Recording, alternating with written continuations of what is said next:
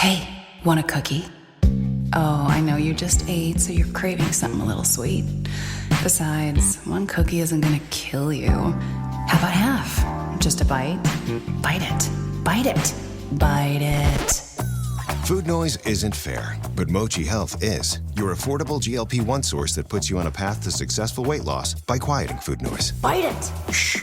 Learn more at joinmochi.com. Mochi members have access to licensed physicians and nutritionists. Results may vary. You're listening to this podcast, so I know you've got a curious mind. Here's a helpful fact you may not know yet. Drivers who switch and save with Progressive save over $900 on average. Pop over to progressive.com, answer some questions, and you'll get a quick quote with discounts that are easy to come by. In fact, 99% of their auto customers earn at least one discount. Visit progressive.com and see if you can enjoy a little cash back. Progressive Casualty Insurance Company and Affiliates. National average 12-month savings of $946 by new customers surveyed who saved with Progressive between June 2024 and May 2025. Potential savings will vary.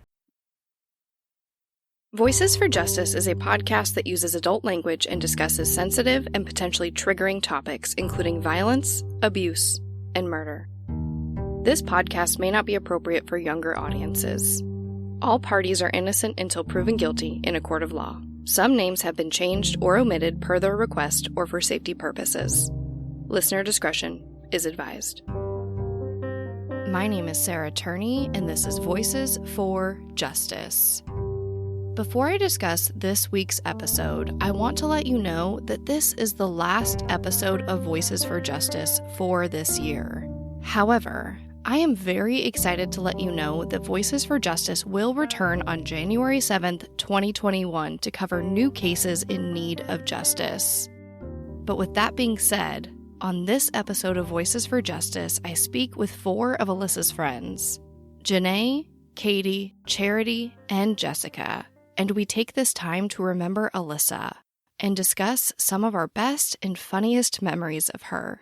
So without further introduction, here is my conversation with Alissa's friends. I just want to thank everybody for being here. Of course, today we have Jenae, we have Katie, we have Charity, and we have Jessica. And what I love about having all of you guys together is that you guys knew Alissa at different points in her life. You know, Jenae and Katie knew Alissa when she was much younger, and then Charity and Jessica knew her most when she was older. So I love that you guys can kind of hit on every different time in Alissa's life. But with that being said, I'm sure all of these names sound really familiar to the listeners right now, but I do want to give everyone an opportunity to introduce themselves and talk about just really briefly how you knew Alissa. And I'm just going to go in order of how it is here on my screen. So I'm going to start with Jenae. I know Alissa because of my Uncle Jeff being best friends with Rhett, your older brother. And so I've known Alissa since we were infants. We probably had play dates when we were 2 or 3 years old to start. But we started kindergarten together at Sunrise Elementary and went on from there. Perfect. All right, Miss Katie. Hello. So I met Alissa at Sunrise. I was in elementary school with her that whole time. And then we really started hanging out mostly like late elementary school, middle school. So lots and lots of stories. Oh, yes, of course. All right, Miss Charity. Hi, everyone. I'm Charity. I knew Alissa in her high school years, so probably right around the end of her maybe freshman year, sophomore year, a little bit through her junior year. And so I got to see her in some of her later years. Oh, perfect. All right, and Jessica. Hi, I met Alissa at Paradise Valley High School, and I had a ceramics class with her. And I remember seeing her, and I instantly hated her because we always wore the same clothes. So, like, I'd come into class, and she's wearing the same shirt as me. And I'm like, oh, this new girl. But then... we're trapped in the classroom was like a closet. So we kind of had no other choice but to get to know each other. And she was just like so hard to hate once I got past that. And then she was like my twin because we always wore the same clothes. And so I did not know her for very long. It was just the 1 year that she was at Paradise Valley High School. I think the first thing that comes to my mind is when you said that she was hard to hate. And as a little sister who was constantly harassed, I guess, for lack of a better term, by Alissa, I found the same thing. You know what I mean? Like, one minute I would be, hating her for not letting me play The Sims or whatever. And then the next minute, she was knocking on my door asking if I wanted to play Barbies. And she was exactly that. I feel like she was very, very hard to hate. I agree. Absolutely. I agree. I agree completely. I think I told you, Sarah, at one point that she put me off a little bit when I first met her because she was so aggressive. She was so just in your face, like, be my friend. And it was a little much at first for me, but you could not look away from her because she's just the sweetest. And you really just couldn't not like her because she was so great. Yeah. Well, she made everything funny. She really did. Absolutely. Really. I remember going to a football game with her, which this was probably the only football game I went to in all the years I was in high school. But I just remember like hanging out on the stairs over by the gym, just laughing about there was a scene in Deuce Bigelow, Male Gigolo, and they're like, "That's a huge bitch," and I don't know. I just remember laughing our asses off with her, and It's just the way she said things. It's so yeah, funny. She was just Yeah. so animated and so energetic. Like she Yeah. would just get so Yeah. excited, and she really loved to laugh too. So she was always looking to make everyone laugh, I feel. definitely. One of my favorite things that she did, because we always used to pass notes in school, and she was just like a dork, and she just came up and passed me this letter. I still have it, of course, and it says, "Charity's got a big ass. I like it a lot." It was just so funny. Like, she would just be off the wall and so random and make you laugh. Yeah. Well, and she was like so forgiving, which she was so intense and so forgiving. And I think Jenae and Katie can probably speak to this too. Like, when I think of Alissa, a lot of the things she did I wouldn't consider to be exactly PC for today's terms, but also she wasn't malicious. Like, I don't, there's so many things that come up, right? Like, she made that little girl pee in a cup and drink it. That is absolutely a true story. But I don't think she did it because she hated her. Okay, Katie or Jenae, do you guys remember that incident more than me when I was like 5 or whatever? I don't remember who it was. I remember the story. I don't know if I don't think I was there, or I blocked it out. One of the two. The sad part is I feel like it was probably me that ended up drinking the pee. Block that one out, huh? No, so we used to walk to school in a group every day. There was like 6 or 7 of us and we would all walk to school together. And she would make jokes, I remember multiple different times where like there would be dog poop on the sidewalk and she'd be like, "Look, Jenae, there's your breakfast." Like, Yeah. She definitely made me eat a bug one time. I think I got like 10 cents or like the worst payment in history for eating a bug. Well, you guys should feel good to know that she also picked on my little brother and sisters. Aw. does anybody remember what happened to that kid Carl? I know we dressed up Carl many times. Oh. Was that Christy and Carl?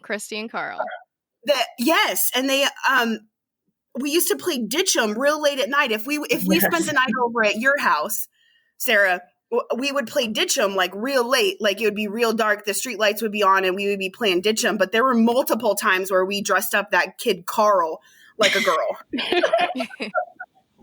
Hey, it's what you did back in the days before social media and tablets. It was ditch 'em. Ditch 'em was very fun. That was a definite pastime for us. Yeah. Which, if anybody's not familiar, Ditch'em is basically hide and seek in your entire neighborhood. Or at least that's the way I played it with Alissa.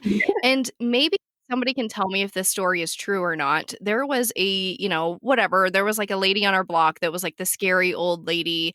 And I remember one time playing Ditch'em, and Alissa was like, "Don't hide in her bushes." And I was like, "Why?" And she goes, "Well, last time she came out with a knife and said that she was going to kill us." I remember that story too.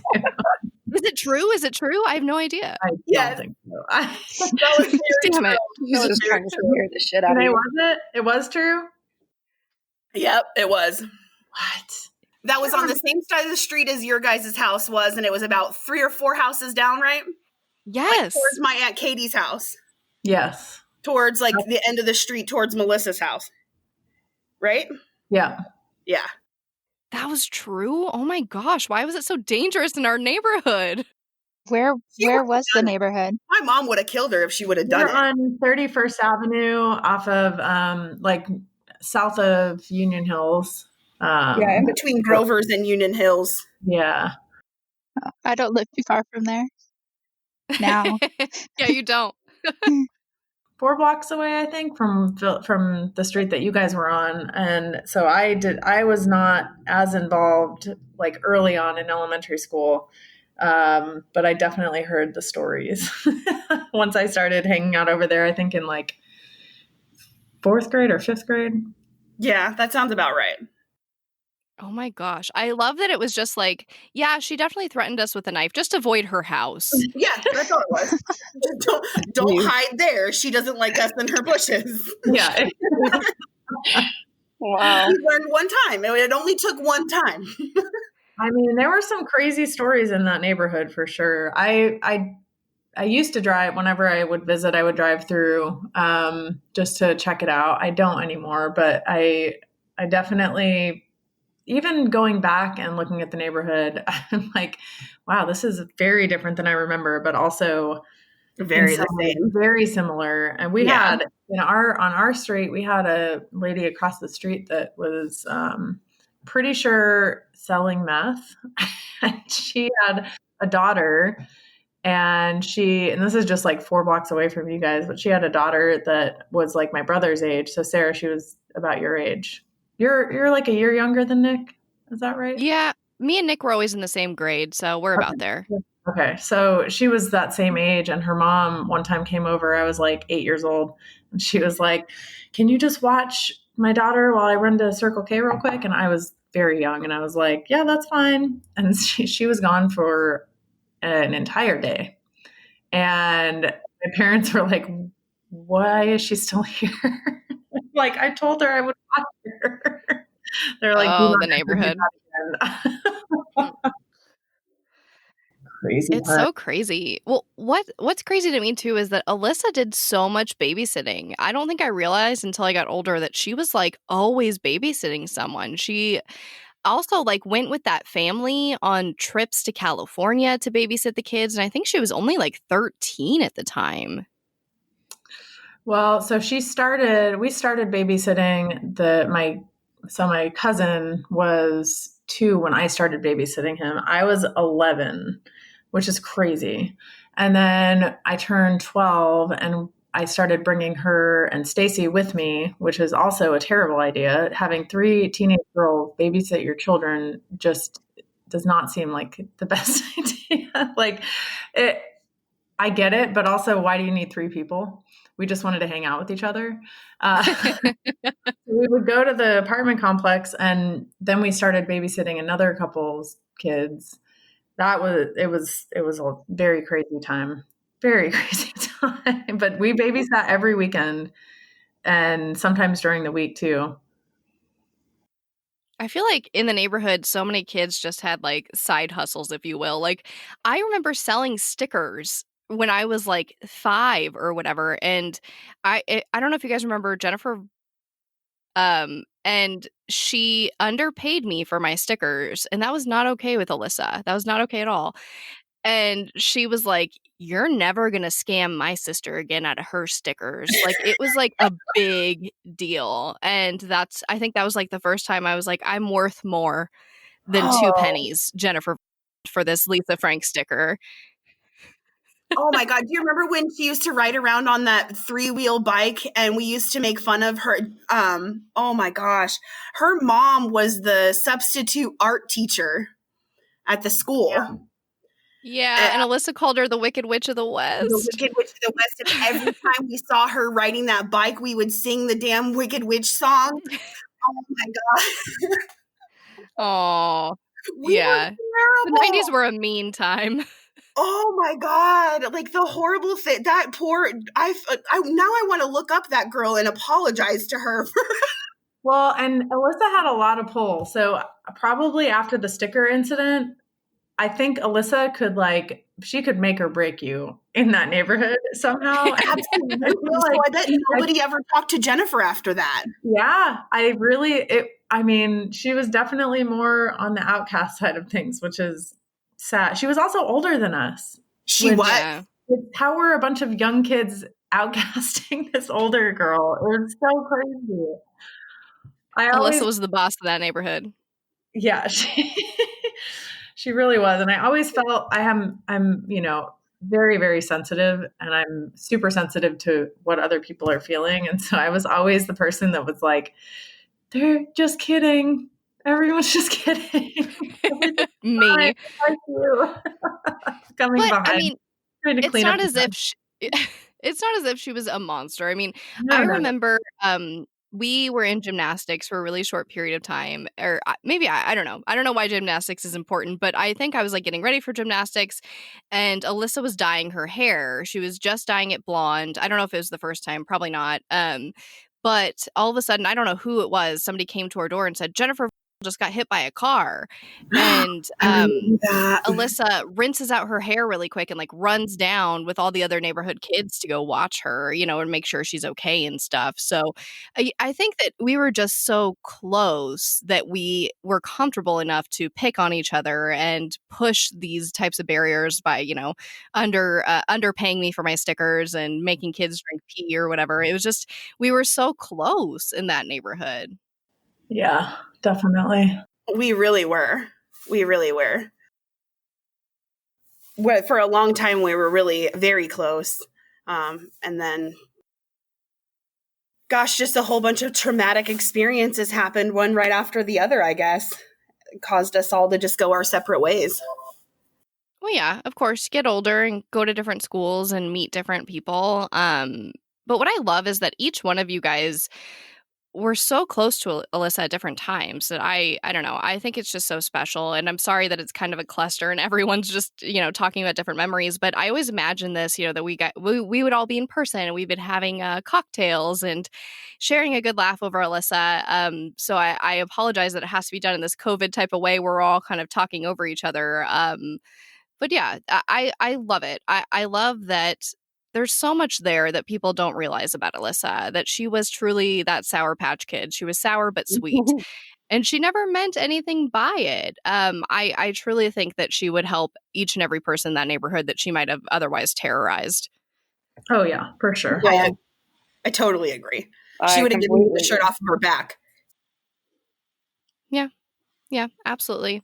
And I think as she got older, she was getting sweeter. I don't know. Jessica, Charity, was she ever like that in high school? Was she ever, I guess, like just kind of mean to people? I feel like that kind of faded away as she got older.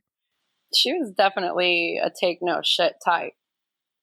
She was the sweetest, and she would definitely be the first one to go to bat for you. With any experience that I ever had with her and anyone new, she definitely gave everyone the benefit of the doubt. And, if they gave her any reason to feel otherwise, then she would definitely let that other side of her show. But my experience of Alissa was that she was just really trying to like liven up the mood in every space that she went, trying to make people laugh, trying to be a good friend. I experienced multiple times where she maybe was a little bit more forgiving of friends than she should have been. She was, to me, and from my experience, just a normal teenager, just your normal good person, good friend. Yeah, I totally agree. I was absolutely a mean girl. on every level. So I I don't feel like she was. I feel like if anything, she made me a better person, and she was always trying to stop me from being so mean to people. So maybe I took that away from her, that she saw that, picking on people wasn't the nicest thing to do, and she taught me how to be nicer. Oh, I love that. She taught me how to be meaner. I'm not gonna lie. Well, there's a place for meanness. What was that? There is a place for meanness. It's true. It's true. And it has helped me more than I would have ever imagined in my life. That whole do no harm but take no shit is definitely something I have adopted. That I wouldn't have without her. You know what I mean? I think I would be a totally different person if she didn't constantly challenge me and constantly teach me to stand up for myself. I remember, my best friend growing up was Renee, which, I don't know if you guys have heard her on the podcast or some of you have met her in real life. But she wasn't always nice. She was definitely my best friend, but a mean girl, like picked on me. It was this really weird relationship. But I remember one time, Renee made it into the talent show and I didn't. And Renee followed me home making fun of me. And Alissa saw me hiding behind our truck crying. And she comes out and I was like, it's Renee. And she just looks at Renee and Renee books it and runs. Because she knows. She's like, no, we're not going to take that shit today, Renee. And she just made me realize that it's okay. It's okay to not just follow the norm and to stand up for myself. So yeah, I mean, I think she taught me all the best things, including like all the I don't know about you guys, but whenever I see things that are inherently 90s, or early 2000s, it reminds me so much of Alissa. Like every Missy Elliott music video ever, the word functified will never leave my head. Ace of Base for you, Jenae? Absolutely. Yes. Eminem and Linkin Park for me. I remember singing that Linkin Park song with her walking around school. Did she used to make you guys CDs? Like she used to burn CDs for me. But it would have just like every freaking kind of music on it. Yeah. All the way, from country to rock to some metal even she would have. Oh yeah, we definitely grew up with metal from our brothers. It was very much like you have to like Metallica or you're not in our family or whatever. So, but I like one of the songs I always listen to when I think about Alissa or it's a special day or whatever is "Faith" from Limp Bizkit. Oh Because yeah.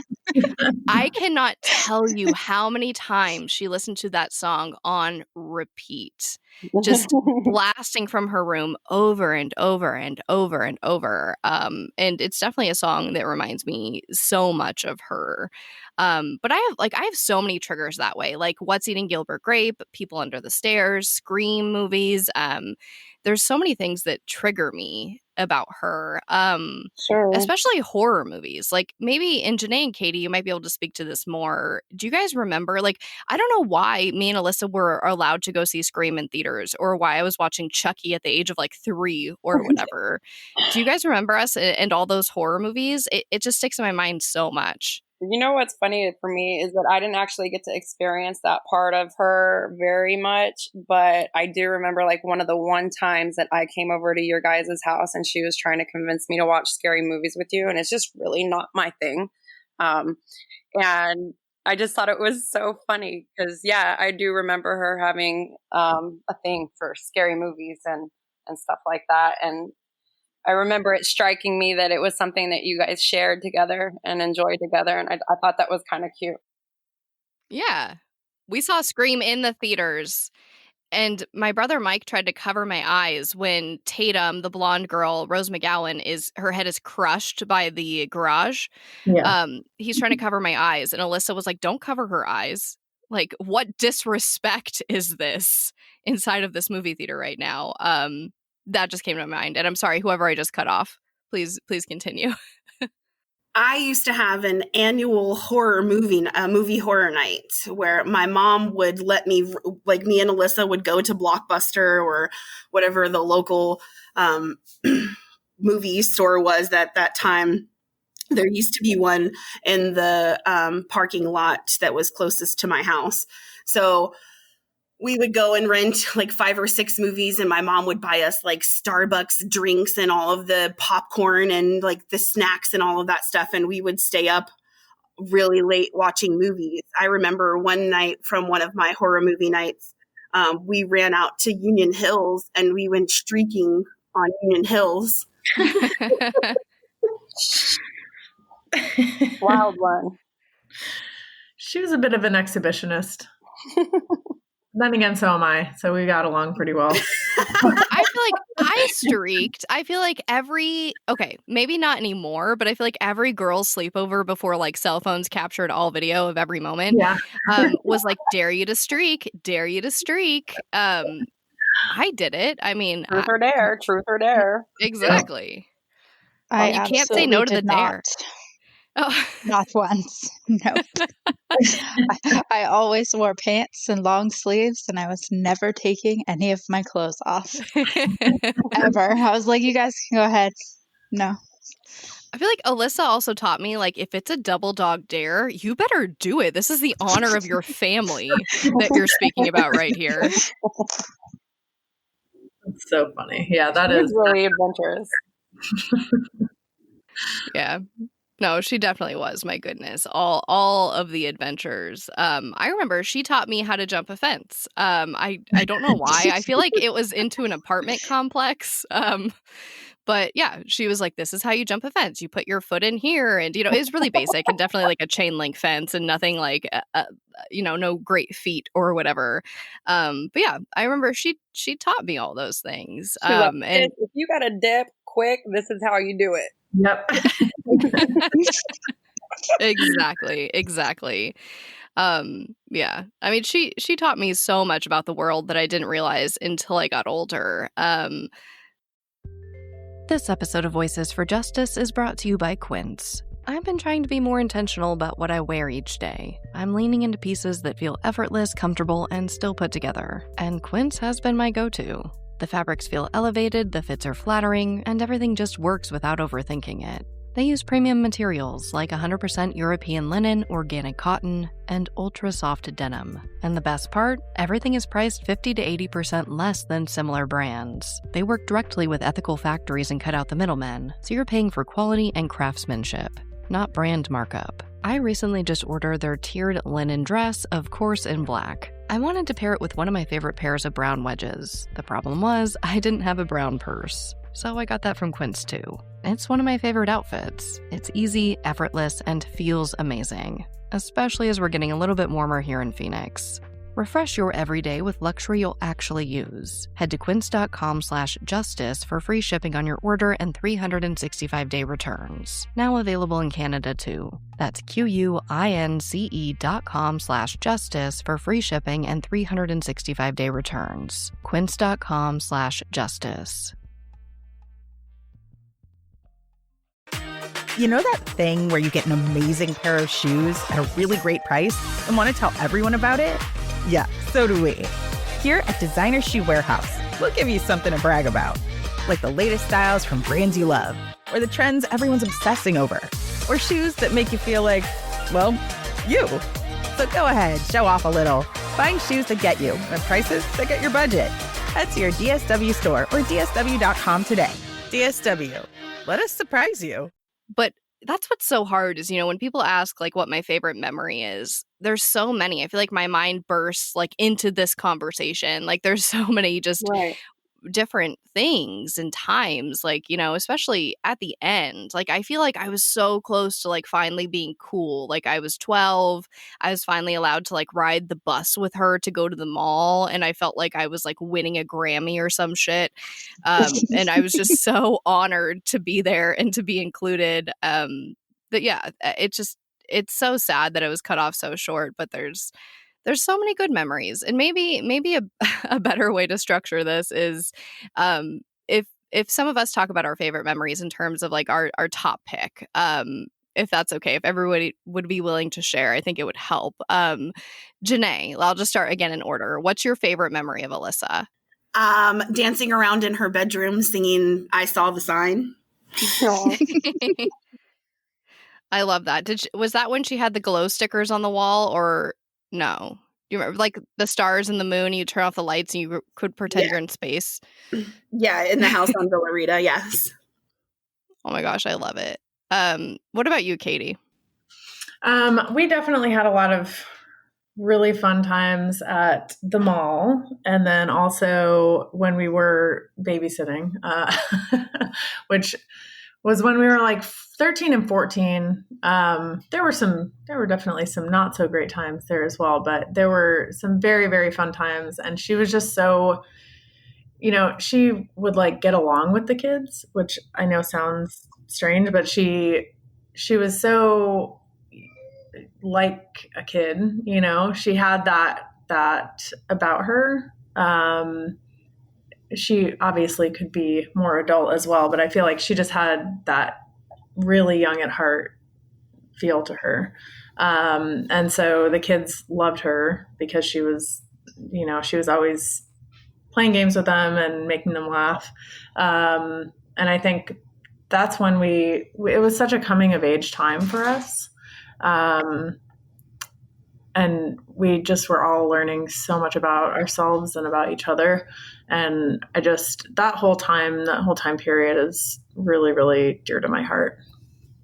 Oh, I love that. Yeah. And I mean, I remember you guys together and me being like, these are the coolest people I've ever seen in my life.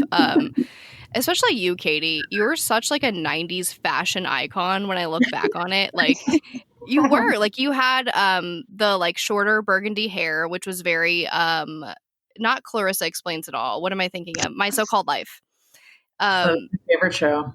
Yes. And you had, you wore the Janko jeans, I think, too, at least the bigger like raver jeans, if I remember correctly. But then you'd have like a crop top, and I was like, she's so cool. How does she do that? And like the tiny backpacks, and like it's all like it's in style now, but every time I see someone that's like dead on 90s, it legit reminds me of you, Katie, to this day. I think that is the best compliment ever. It's so true though. You were everything 90s, and then all the bracelets up the arms, and I was just like, every bracelet I make is not as cool as theirs. Like, I don't understand what I'm doing. It's so hard for me to explain how much I looked up to Alissa and really all of you guys, at different points in her life, of course. But that was just me like idolizing you for one more moment of my life, Katie. How about you, Miss Charity? What's your favorite memory of Alissa? Well, for me and Alissa, most of our time spent together would be either at school or when she would come over to like my house. We weren't allowed to do a terrible lot of things. I think we might have gone to the mall a handful of times. You were probably there for most of them. We did go down the river with your brother Mike and John, I think, a couple of times. And that was a lot of fun. But my best and my most favorite memories with Alissa are really just honestly sitting in my bedroom, smoking a joint, drawing stupid pictures, laughing our asses off over absolutely nothing. Playing music, singing, dancing, picking on my brothers and sisters, just doing basic things, just basic hanging around the home things, just having fun together, laughing. She got along with my family really well. So she always jumped right in, to anything that we had going on, and birthday parties, whatever. She was really just kind of like a family member in my house. And, I miss her. I miss her a whole lot. But like I say, my best memories are just the most simple ones where we're sitting, chatting, laughing and having fun. I love that. And I feel the same way. And honestly, the picture that comes from Alyssa's 17th birthday, the one where she's holding out her hands in front of the cake, is one of my favorite pictures in existence of Alissa. She's so happy.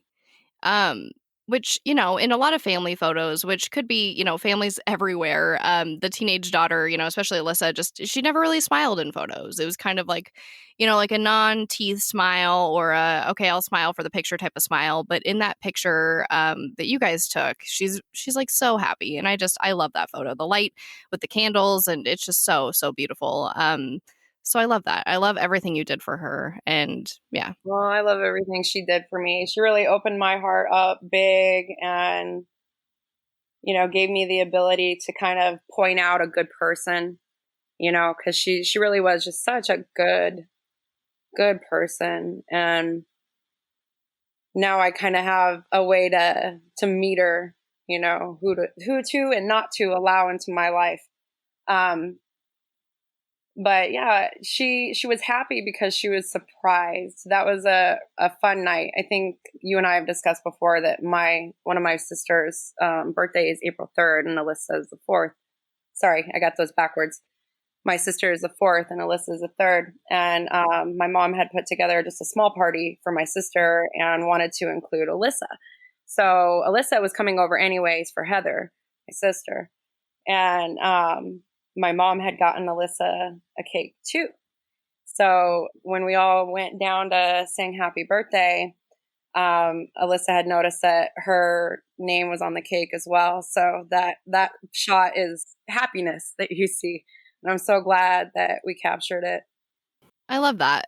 But it was really nice to see her have a happy birthday, especially with that being her last, of course. So yeah, I love that you did that for her. And Miss Jessica, I'm sorry that you're always last. I'll have to make sure you go first next time. No, it's totally fine. But the shirt that she's wearing in that picture was one of those shirts that I also had, and I still have it for some like weird sentimental purpose because that's how I roll. I like sentiment. So my story about her, I told this and she accused me of being in love with Alissa. So I feel like I got to find a different way of saying this, but hey, you say whatever you feel, however you feel. There's no judgment here. Well, like I don't feel like I ever had a friend like her, even to this point in my life. So there was just something so magnetic and magical about her, and that was such a dark time in my life. So, you know, her disappearing obviously made things much worse. But in our ceramics class, I got kicked out of the class, and I had made this, I don't even know what it is because it's so terrible. I think it was supposed to be a candle holder, but the teacher went around asking which things were mine, and she was breaking them. And Alissa claimed this piece to be hers, and she painted it black for me and then like saved it and gave it to me. So I've held on to that all these years because her doing that for me like meant something. Like nobody like spoke to me in that way. Nobody cared about me to do something like that. So yeah. I love that. That definitely sounds like Alissa. Yeah. And there was like a couple other little things that she managed to steal that I had made too. But she was just thoughtful. This episode of Voices for Justice is sponsored by Chewy. If you have pets, you probably know about Chewy. And you also know that when they say that they have everything you need to keep your pet happy and healthy, they're not messing around. To keep them happy, Chewy has over 100,000 products from all the brands my pets love at prices I love. To keep them healthy, Chewy offers pet prescriptions, pet insurance, telehealth vet visits, and they're even rolling out vet clinics across the country.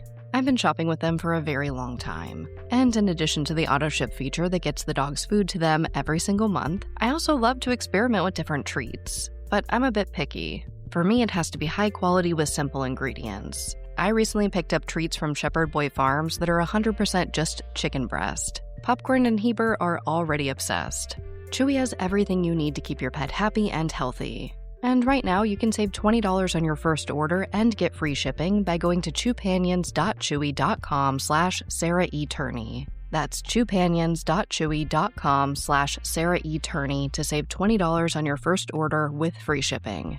chewpanions.chewy.com/Sarah E. Turney. Minimum purchase required. New customers only. Terms and conditions apply. See site for complete details.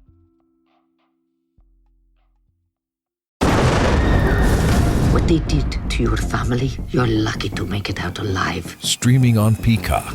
These men are going to come after me. Taking them out is my only chance. Put a bullet in her head. From the co-creator of Ozark. Looks like a family was running drugs. Execution-style killing, it's rare for the Keys. Any leads on who they might have been running for? The cartel killed my family. I'm gonna kill them. All of them. MIA. Streaming now. Only on Peacock. Yeah, I would agree with that. I mean, she made every single one of my birthdays and Christmases happen. So she had to be thoughtful, unfortunately. I feel like that was very much thrust upon her. Not that, I mean, I guess not that she had to, right? I guess she had the option to be like, no, I'm not making Christmas magical or whatever for my sister because I hate her. And she didn't do that. She There was she something took the just so time. motherly about her. Yes. And I then think you she guys loved talking it. about her babysitting, and it seemed like she was like the mama bear for the street. She just Yeah. wanted to, and I could pick on, or she could pick on you, but if anybody else picked on you, she was going to get them. Alyssa was really thoughtful. She would always like give. I still have a lot of little things that she gave me too. Like you guys went to Disneyland one time, and she came back with like one of the Beauty and the Beast roses for me and a cute Aw. shirt. She would always like send me little notes in the mail once we couldn't talk with each other anymore, and your dad moved her back to Paradise Valley. She would write me notes and send them in the mail, and she'd always include cute little things like, knit bracelets or cute little stickers. She would write it on the sweetest little stationery. Like she did really thoughtful things all the time. Yeah. Okay, low key, Charity, when you showed me the letters that Alyssa wrote you, she wrote one on Blue's Clues stationery, and I was like, that's my stationery. She stole that from me. Yeah. Which obviously it's fine. Obviously it's fine now. But Are you sure? Yeah, I know. Right? No, that's actually the whole reason I'm doing this journey is I want to confront her about this Blue's Clues stationery. You deserve that moment. I know. All the things that we stole from each other. That was, of course, being sisters. That was like the bane of our existence. Is that my shirt? Is that I remember her being like, "It's not fair. You have bigger boobs than me," and then I was like, "I have boobs? Like, do I?" It was just all this back and forth. And of course, I was always like, well, you have the prettiest hair because you chopped mine off into a Carol Brady haircut because you wanted to try to experiment with layers on my hair. So it was like, I felt like I was like her Barbie doll. But it was so much fun. Like, it's definitely where I learned how to do pretty much anything with makeup or hair is because she was experimenting on me 24/7. I don't know. I guess I was cooler than I thought back then if she was stealing my stuff and and all that jazz.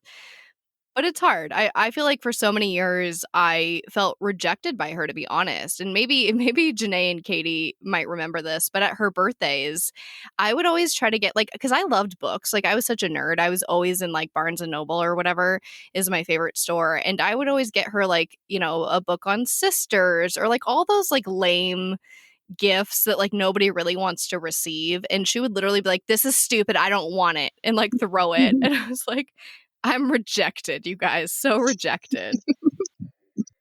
Yeah, I can definitely see that. I wasn't allowed to celebrate birthdays until I was 13, 14.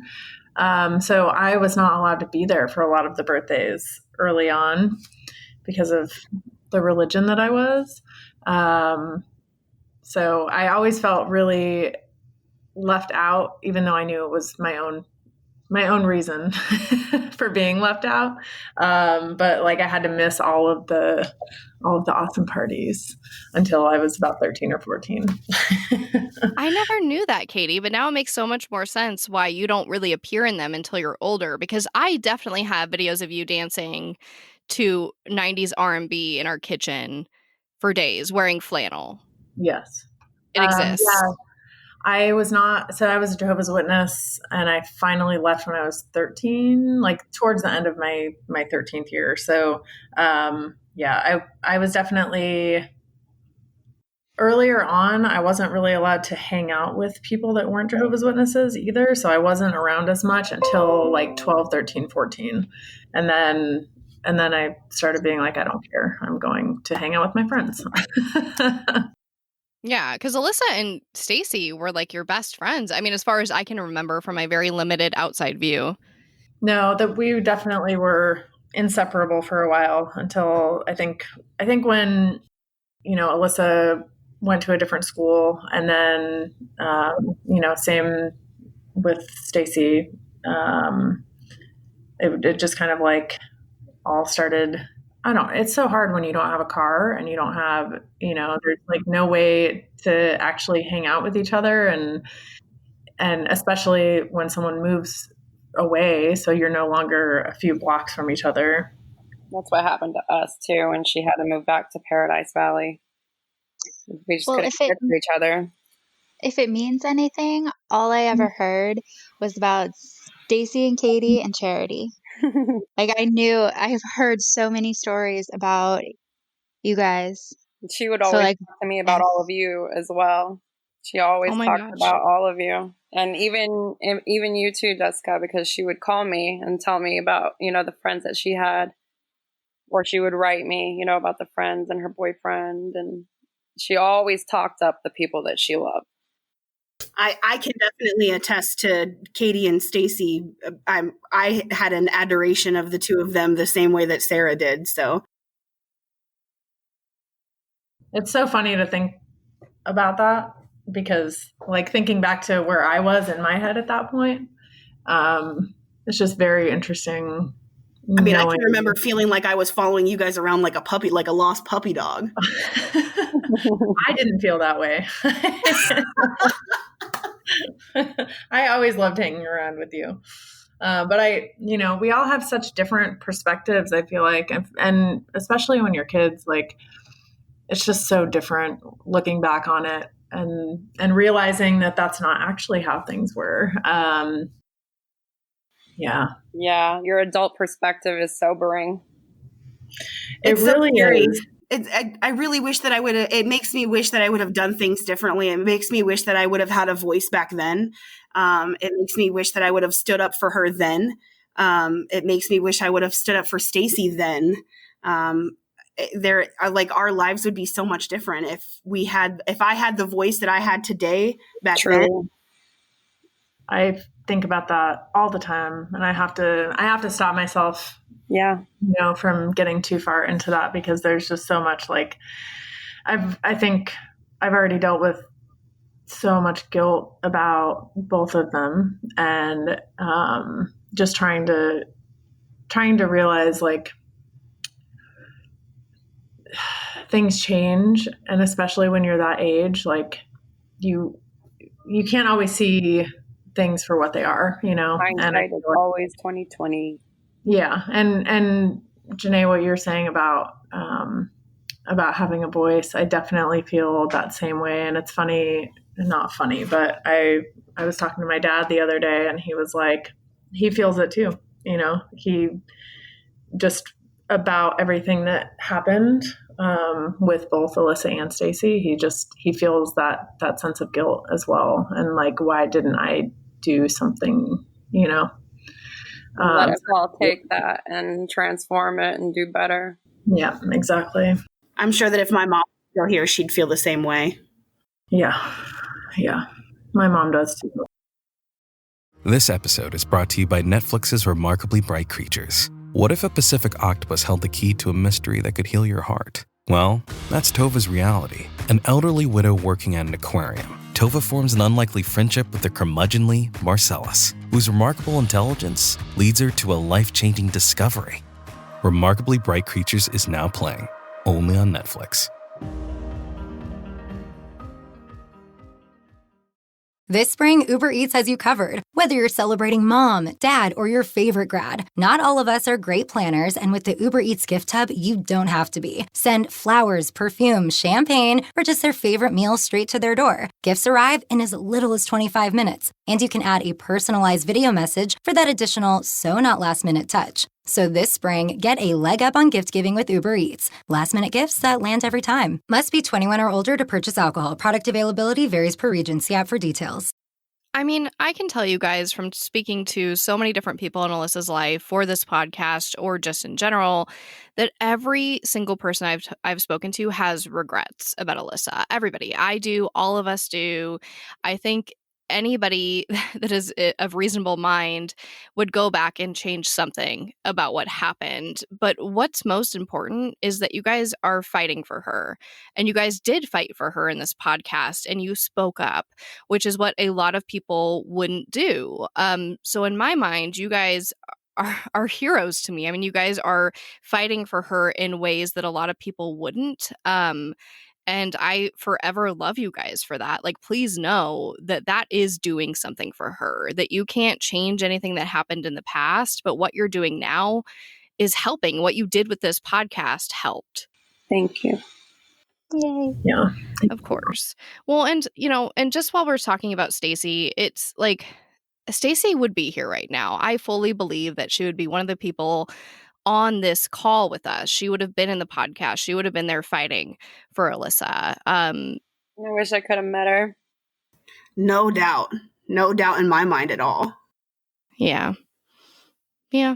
Oh gosh, Stacey was so beautiful, and again, one of those I looked up to all you guys so much. I can't even.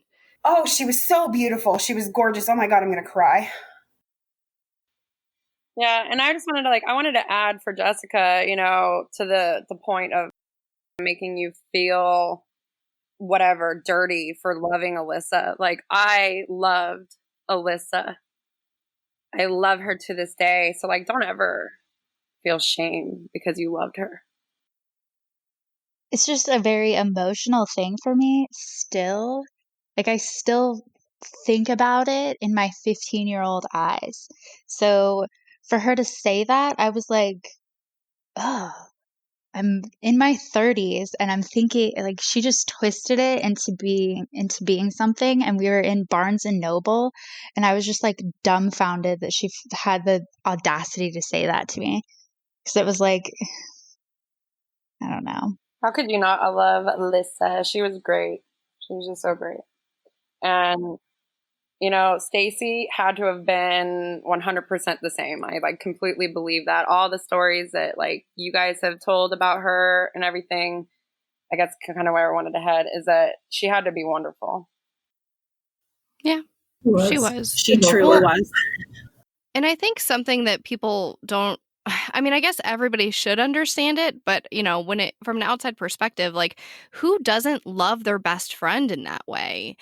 I remember, back in the day when you're teenagers and just growing up, these are your ride or dies. This is your family. These are the people that you tell everything to, not some abridged version that you're afraid you might get in trouble for, not being honest about what you're doing with, a sexual partner or how you're doing in school. These are your friends. You tell them absolutely everything. You wake up and say, oh, I feel fat. Oh my gosh, look at this zit on my face. Oh my gosh, can you believe that this boy didn't text me back or whatever?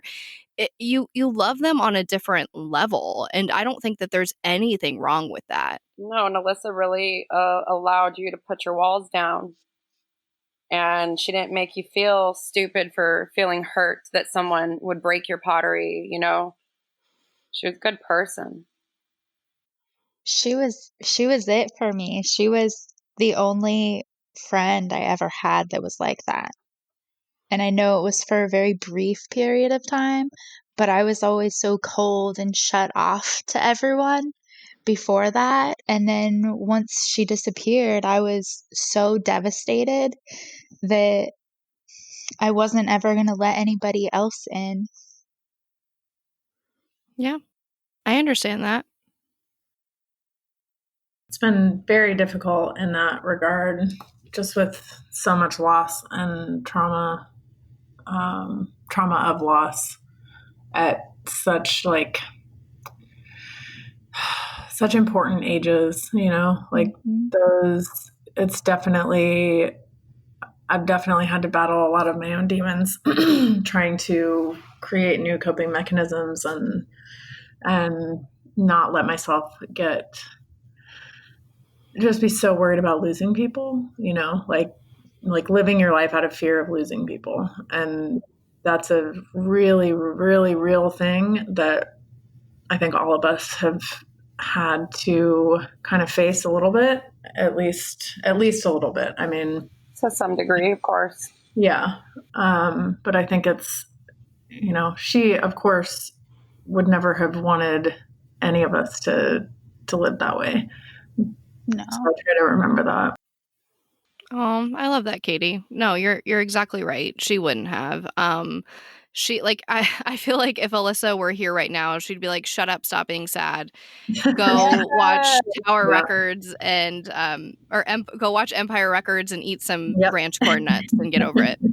She actually came to me in a dream once and yelled at me, and it was before your dad was arrested. But she came to me a dream once and yelled at me for being sad about her. But that's the kind of person she was. She really would just tell you to just knock it off. Come on, guys. It's okay. Well, and she really did carry the world, right? With such a smile on her face. Yeah.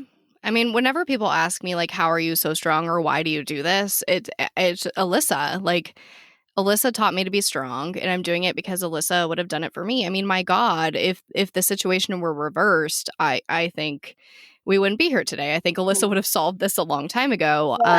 You're right. In a heartbeat. Yeah. Alissa definitely would have taken the matters into her own hands had it been reversed. But to her benefit, and to, she would have been in a much older perspective with much more ability to act. You've done absolutely everything you could this entire time, Sarah. So I just want to make sure that, yes, she would have, she may have gone harder and she may have got it for you, but I just want to make sure that you understand that, you've done the best that you could from day one. Oh, you're so sweet. I mean, yeah, I think Alissa is proud of me, of course. But I feel like Alyssa's personality was like, I'm very proud of you. Keep going. Yeah. You know what I mean? Like there was never a chance to rest in the best possible way. Like, this is great and you accomplished something great. What can you do now that's better? But I think that's just older sister, little sister type of things, is her always pushing me to be my best, despite her, making fun of me or torturing me along the way. When we were going to Great Skate and I was dressed all in yellow and she called me a banana, I was very upset that day, but I think that it was for the best that I didn't go head to toe in yellow to Great Skate. I'm going to hurt you so someone else doesn't. What was that? I'm going to hurt you so someone else doesn't. Yep. Yeah, that was pretty much it. Like, do you want to get beat up? Because you're in yellow spandex head to toe and it's 1994. Like, let's figure this out. That's hilarious. Oh my gosh, so many good times. I have so many memories. Like, yeah, her trying to kill me on the trampoline is one of my favorites. Like, I feel like when I tell the stories, like, people expect, like, yeah, when we went to Europe and then we tasted, escargot and we both had a laugh. It's like, no, we were basically, my dad was asleep and she was like, jump off the roof onto the trampoline. And I'm like, no, you're going to double bounce me. I'm not stupid. And she was like, no, I'm not going to double bounce you. And I'm like, oh, okay. And so I jump off the roof onto the trampoline and she double bounces me and I almost die. But I feel like at the end of those stories, I'm laughing. And sometimes when I'm doing an interview, the other person is like, oh my God, like, what just happened? I can relate to the shenanigans. Oh yeah. Again, I feel like we had very different childhoods than most people. Like, there are some people that I talk to and I will tell stories to, and they're like, what the hell are you talking about? And I'm like, oh, you didn't have this experience. You didn't have your neighbor come out and with a knife and tell you not to hide in her bushes. Like, I don't know what it was about at least everyone in our neighborhood, but I feel like we all grew up very quickly, and I feel like it wasn't all our fault that happened. Yeah. You know what I mean? Like, we all, no matter what the reason, we all had to grow up really fast, and we all experienced some things that most people would be like, that's not normal. Yeah. Can I just point out that it's 11:11 if anybody wants to Thank make you. a wish? Thank you. My son is obsessed. I love it. He sets timers. Oh, I love it. And I love that, like, so many of us are spiritual in that way too. Like, there's definitely something about all of us that are similar. And I don't know if that is because of Alissa, but you know what I mean? Like, I don't know. I always wanted to meet Charity and Katie. And then, over the years, we've crossed paths through Alissa. Mhm. And the older we get, the more I realize we have in common. So I really hope someday we can Yeah. all hang out and Yeah. actually have that drink. And I am 100% down. Katie, when are you coming to town? I can make it happen. I got some travel points. Yeah, no, that would be great. And like I said, that was kind of the initial vision for this whole episode, was all of us getting together and having drinks and the audio being whatever it is, because we're just remembering Alissa. That's always how I wanted it to be, but there's still an opportunity to do that. And, hopefully after everything is all said and done, we can get together when it's safe and have those drinks and talk a little more candidly, if you will, about everything that's going on. But yeah, I really do appreciate all of you guys coming together to talk about memories of Alissa. I know it was kind of just like I said, I just wanted it to be like a candid conversation. So hopefully it wasn't too awkward. And I'm sorry that there was a lot of everyone talking over each other. But yeah, I just wanted it to be like an old gathering of friends. And this makes me feel better. I don't know. Hopefully it makes you guys feel better too. I feel good. It does. yeah, I feel good. I think it was perfect. I'm happy we did this. Me too. Oh, good. Thank you, Sarah, for everything that you've done for Alissa and for us and for just being you. You're amazing. You are amazing.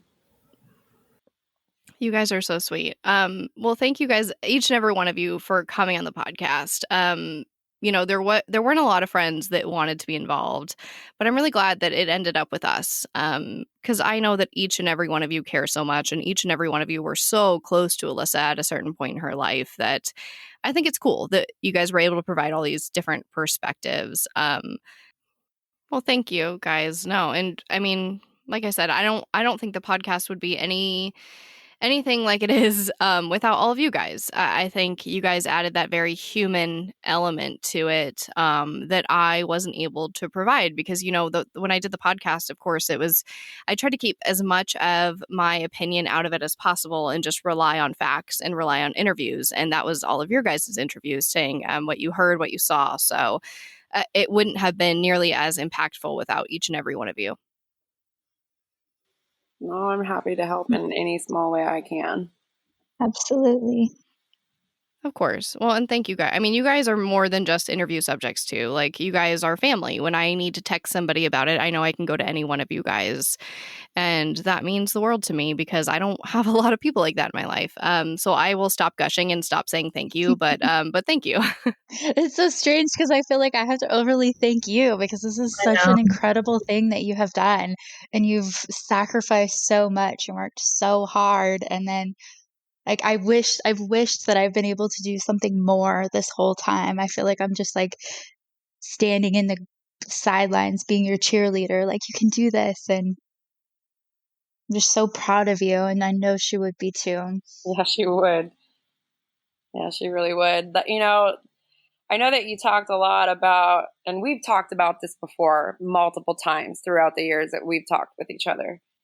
But, as much as she picked on you, or as much as she gave you a hard time, and as much as you guys may have fought and bickered and, all that normal, nasty, sisterly stuff. Like she really did love you. And I don't just say that because I think that. I say that because she spoke highly of you. She always spoke about wanting to protect you, and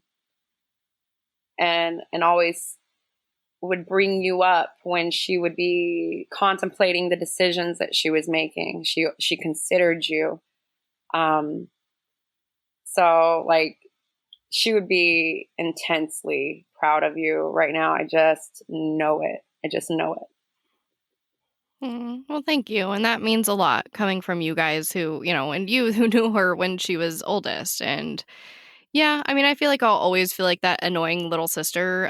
But I truly feel like it's my time to protect her now. And I have to step up to the plate and make sure that, she has a family representative, taking care of her best interests. So I'm happy to do it. Yeah, I feel like it's a very small payback on my end for all that she did for me growing up. So, but yeah, I appreciate all you guys. And we'll have to have drinks and thank each other more over lots and lots of drinks.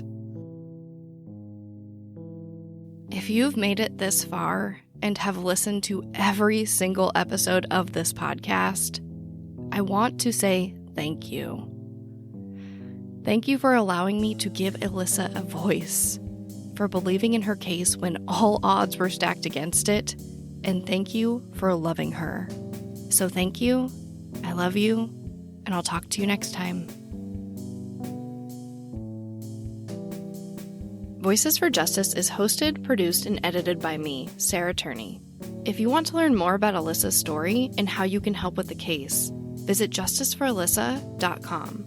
And if you love the show, it would really help if you gave me a rating and review in your podcast player. Thank you so much, and I'll talk to you next time.